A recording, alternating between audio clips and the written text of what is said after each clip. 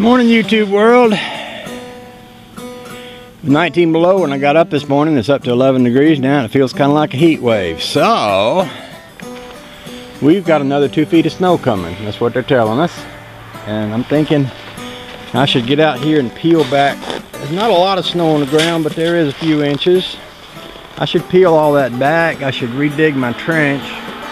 It goes around to my gas tanks in case they come to refill me.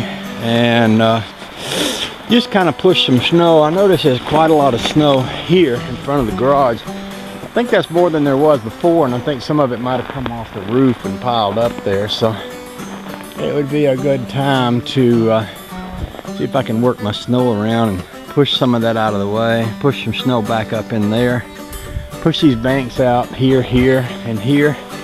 And of course, as you all know, the first thing we have to do is see if the old Jeep's gonna crank.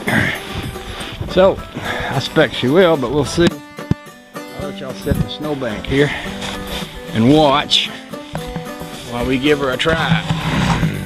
Whee!